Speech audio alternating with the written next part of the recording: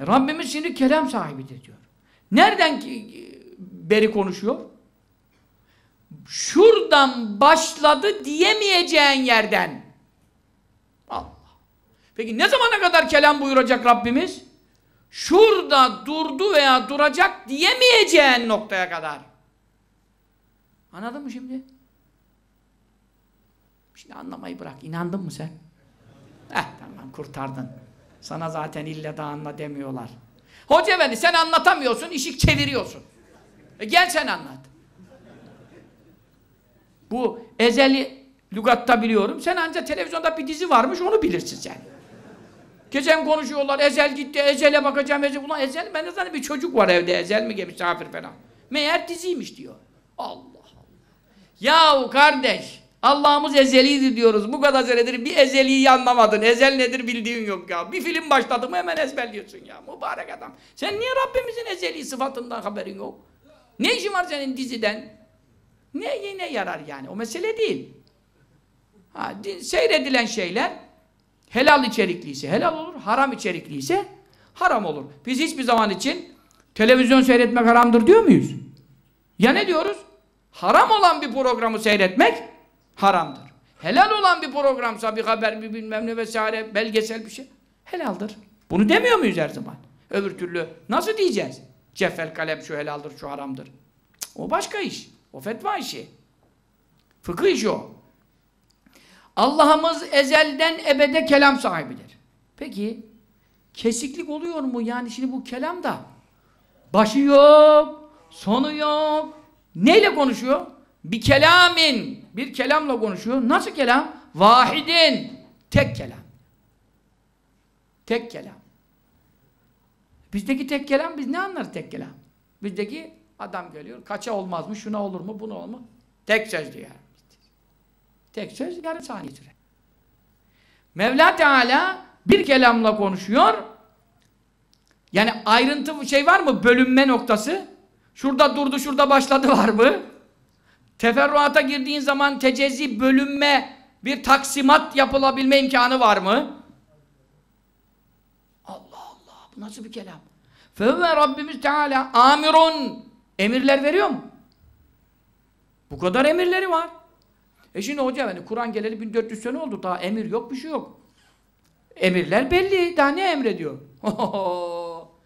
Her an kulle yevmin ve fî şen. Her an bir şandadır. Efendim, o an dediğin an zaten geçiyor. O an derken öbür ana giriyorsun da. Meleklerine ne emirler? Şu anda kimlerin canı alınıyor, kimlere can veriliyor, kimler fakir ediliyor, kimler zengin ediliyor, neredeki aşağı indiriliyor, neredeki yukarı çıkarılıyor. Bu kadar hayvanat, bu kadar canlı, bu kadar cemaat, efendim donuk varlıklar, bu kadar mahlukat yaratılan, bu kadar feleklerde 18.000 alem. Biz 18.000 alem biliyoruz. Geçen kitapta bir rivayette gördüm. 100.000, 200.000 alemden bahsediyor. Allah Allah. Hiç de o alemlerden haberimiz yok. Bizim mahalledeki apartmanın altından haberimiz yok. Evimizden haberimiz yok, öbür odadan. Kendi odamızdan haberimiz yok. Yatağın altına bir şey koysalar. Rabbimiz devamlı emrediyor. Nahin, nehyediyor. Mesela meleğe ne diyor? Buna şu rızkı verme. Öbürüne diyor, şuna şu rızkı ver. Öyle diyor, şuna şu hayat ver. Hazreti Aleyhisselam şunun canını al. Emir, neyi? Muhbirun, haberler veriyor. Haberler veriyor yani, Kur'an-ı Kerim bütün haberlerle dolu değil mi? Şöyle oldu, böyle olacak, şöyle. Şimdi, peki şu anda da bu devam ediyor mu? Ediyor. Çünkü devamlı melekleri var, görevlileri var. Efendim onlara haberler veriyor. Şunun şöyle olacak, bu böyle olacak, şunu şöyle yapacaksın. Geri gittiğin vakitte yine bu kelamlar var mıydı? Vardı. Ne kadar geri gidersen var mıydı? Kelamları vardı. Şimdi şunu anlamanız lazımdır. Efendim, bu kürsüyü yapan usta, sanatkar marangoz diyelim, bunu yapmadan evvel veya hiçbir rahle, hiçbir efendim minber, kürsü yapmadan evvel bu adamda şeylik var mı? Sanatçılık var mı? Var. Eseri ortada olmasa bile o sanat onda var mı? Vardır. Çünkü onu yaparken öğrenmiyor ki. Anladınız mı?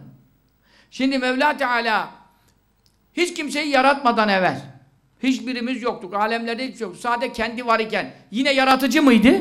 Tabii yaratıcıydı. Yine alim miydi? Tabii alimdi. Her şeyin ne olacağını bilmiyor muydu? Anladın mı şimdi? Yine işitici miydi? Bütün kıyamete kadar, sonsuza kadar konuşulanları biliyor. Evet. İşte ezelden ebede tek bir kelam ile emirler ekli, yasaklar muttasıl, haberler devamlı, peş peşe, hiç kesinti olmadan Rabbimin ilminde de kesinti yok, işitmesinde de yok, konuşmasında da yok. Hepsi sıfatlar birbiriyle ilgili ve alakalıdır.